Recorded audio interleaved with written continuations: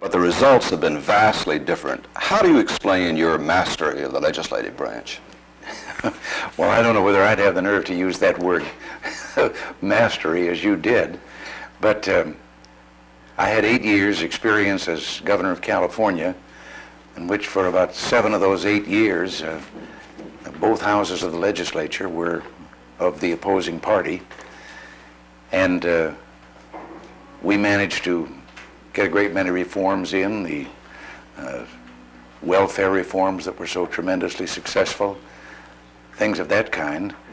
But I came here with the same idea that we're co-equal branches of the government. They've got their problems, and it's a case of common sense and consultation.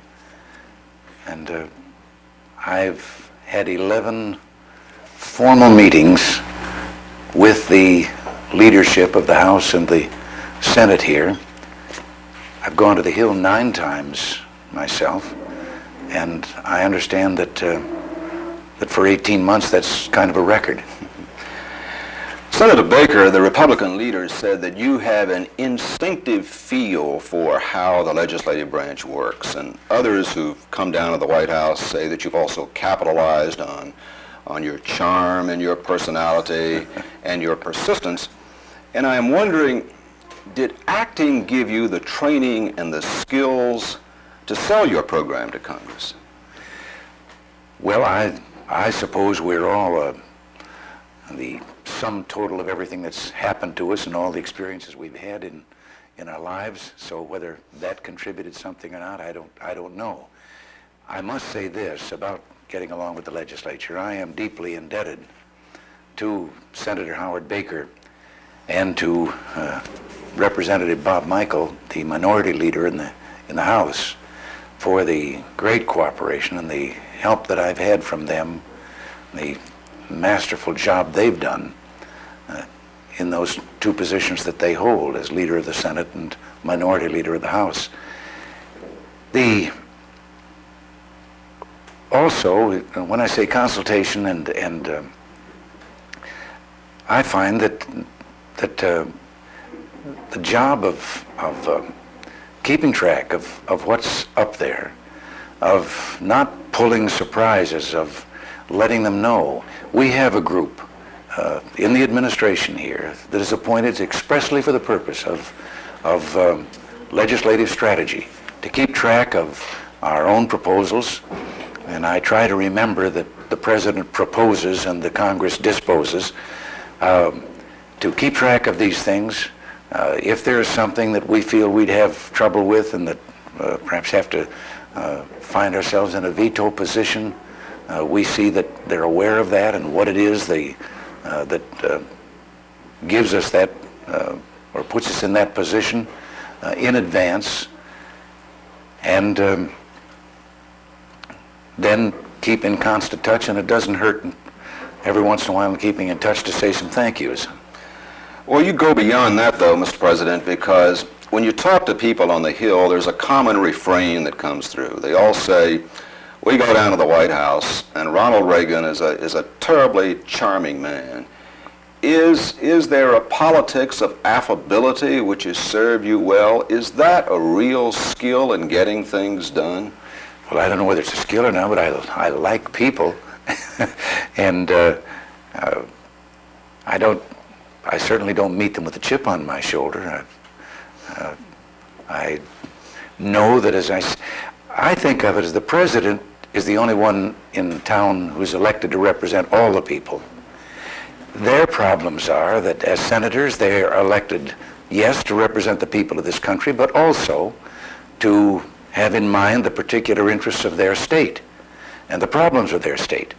A representative, again, represents all the people, but also has specific things that he's responsible for with regard to his congressional district.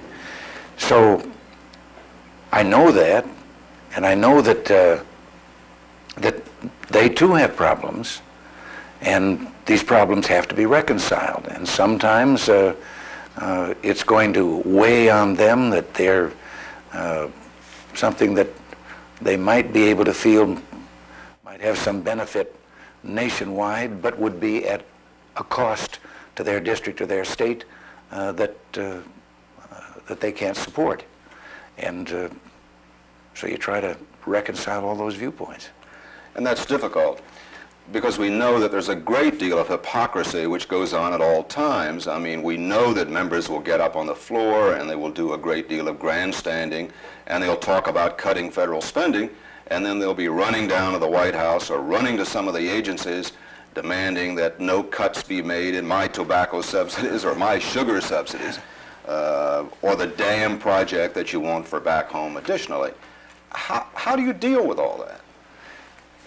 Well, again, as I say, it's one in which I can understand their responsibilities for those particular areas or projects of their district or state, and then I have to weigh that against the advantage or disadvantage for the whole country, and if it's one in which they must lose, that the national benefit outweighs the local benefit, then it's just a case of presenting that to them, and you'd be surprised how many times they recognize that the overall national good has to come first. So you see it, though, primarily as a matter of give and take on both sides, your side as well as their side.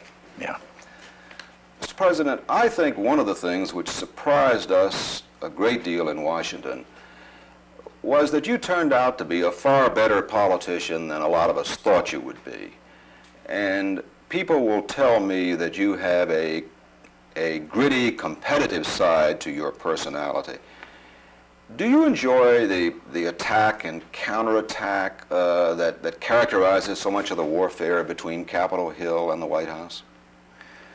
Well, I haven't thought of it as warfare. There is a kind of competitive thing to this, but in the last analysis, you have to come down on the side of what you feel inside is right. And then you do your utmost to convince someone who's in an adversary position at the time that of why you feel you're right and why you feel you must take the position that you do and have what you've asked for. But that's the motivating force as you see it. Yes. When you get into battles with Congress, obviously there's a matter of timing. When do you call Senator X who's been wavering?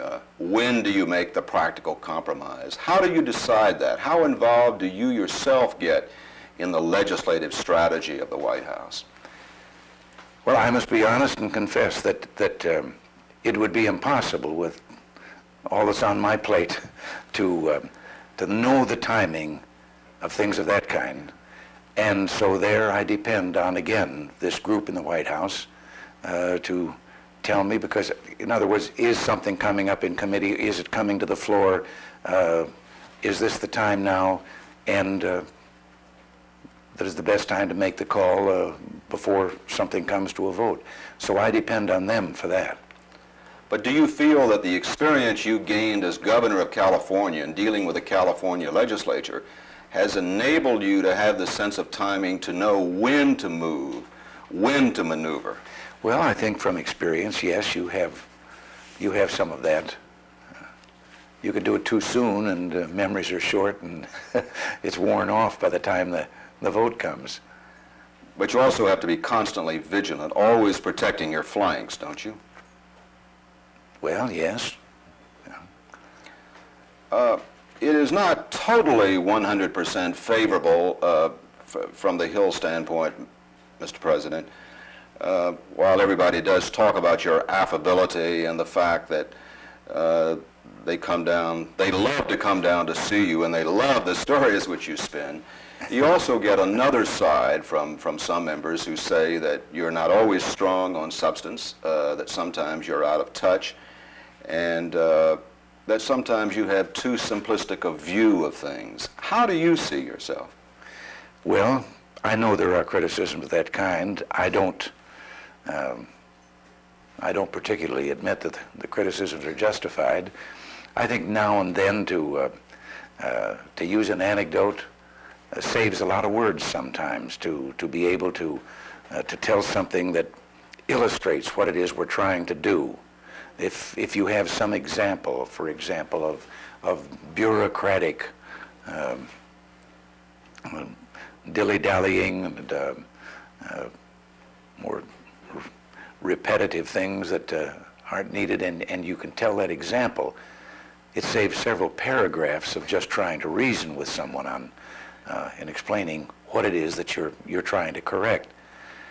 And I find, though, that it's not only that you come down at the moment of consultation, for example, something to do with foreign policy right now, and the act that requires consultation with the Congress with regard to, well, my announcement recently of saying that in principle, if it was essential to bring peace to the Middle East and to Lebanon, the use of American troops in a multinational force. But the other day, I didn't wait. They haven't been invited, so there is nothing to go to the Congress about. But since the word was out and was in the press and had been leaked that this had happened, I had a very fine meeting with the leadership of the Congress on this and explaining exactly where we were and so forth in advance, a totally informal meeting that would precede if the need arises when I must go to them formally. And I understand that some of them from both parties went out and said it was one of the best meetings of that kind they'd ever had. But would you concede, Mr. President, by nature that you are the kind of political leader who sees the broad general picture and is not that interested in the specifics or the detail of a lot of legislative matters? No, I think I brought that from the experience in California, that I know the importance of the detail. My job, of course, is to sell, if there is a dispute there, is to sell the overall goal that we're trying to achieve. And so I center on that. There are also complaints about the administration's managerial style, Mr. President. In talking with many Republicans at the Capitol in recent days, I find a common thread running through what they say. Most of them say, we don't have that much quarrel with the President himself. But they do say that your agents and the administration's representatives on the Hill frequently are too arrogant, that they don't return phone calls, that they don't pay advice, they don't pay attention to the advice given from Capitol Hill, that they're insensitive to the political needs of members of Congress. Are you aware of that? I don't think it's true. I think anyone can find some incident or some oversight or something and complain about it, but I have to again say that I became accustomed in the 8 years in California and already here that there is a tendency to invent a palace guard and pretend that the president is being protected from the palace guard and therefore is not aware of these things. I know that in the hectic pace that now and then something can slip by. I have not heard anyone, if there is anyone on our side that's being arrogant, I certainly want to know about it. But I don't know of anyone that is, and I have not had that complaint come to me.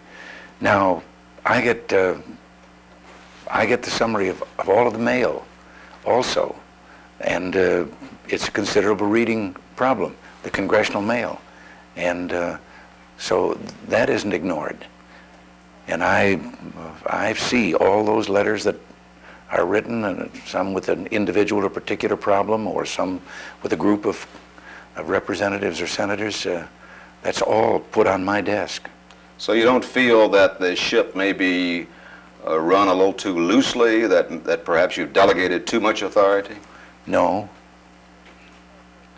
Mr. President, there's also the matter of comity between the legislative and the executive branches, the bond of respect. And some of the Republicans at the Hill say there is a problem in that they will negotiate deals with the Democrats, and then White House officials and others will come along and undermine those deals, and this makes it much more difficult that it affects their credibility at the Capitol.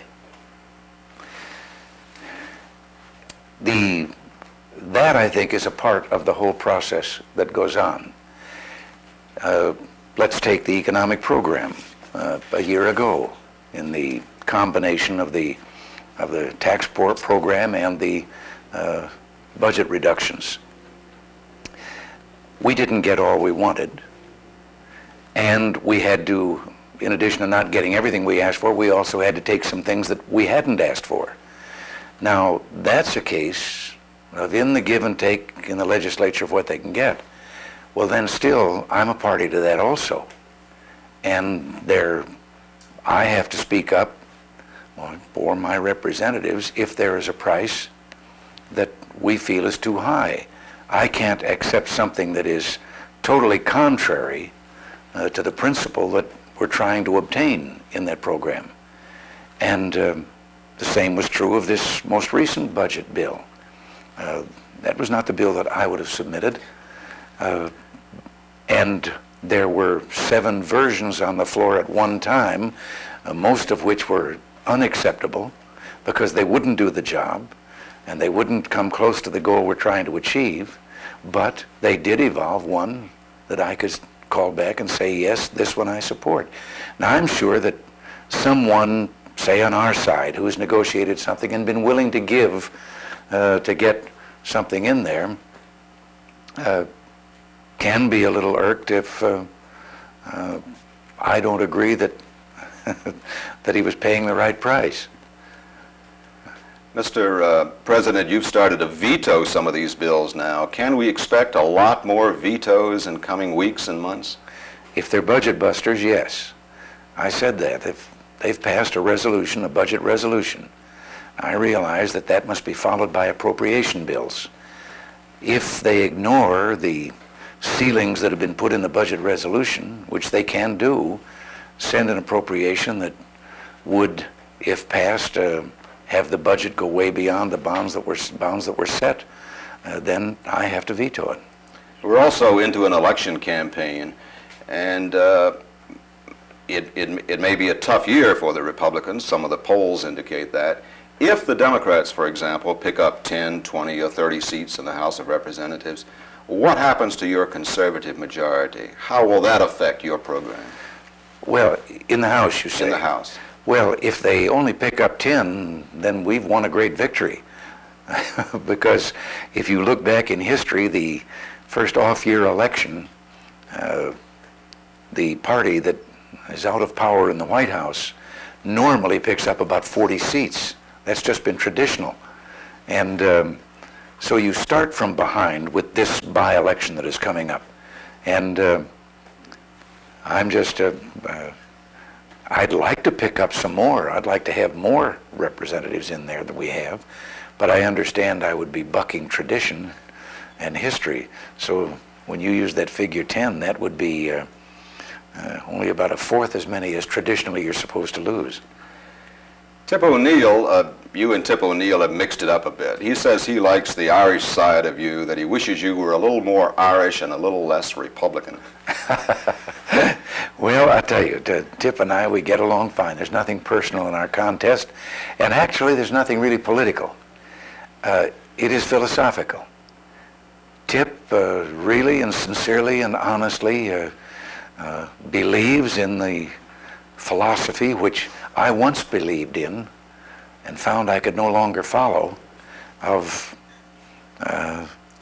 taxing and spending and government trying to do things that I think are beyond government's proper province. And he sincerely believes that, so it's a battle of philosophies between us, but as Tip said, come 6 o'clock, we're friends. And you're still friends? Yes. Mr. President, as you sit here every day grappling with the affairs of state, do you ever wish that you would run for the Senate from California, as you once considered? Do you ever wish that you were up there instead of being here?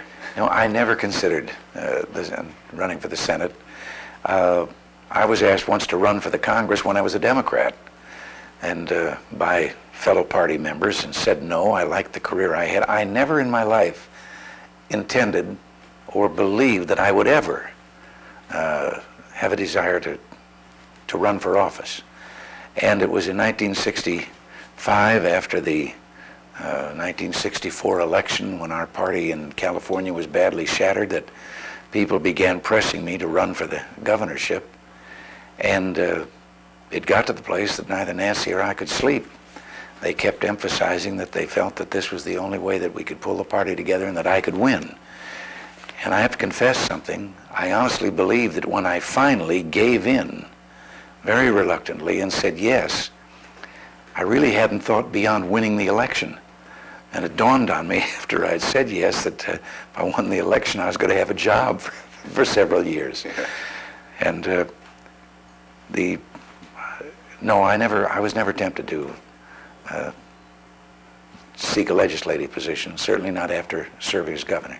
Anyway, you prefer being president to being a senator. Yes. I want to thank you very much for the visit here, Mr. President. Well, it's been my pleasure. Yeah.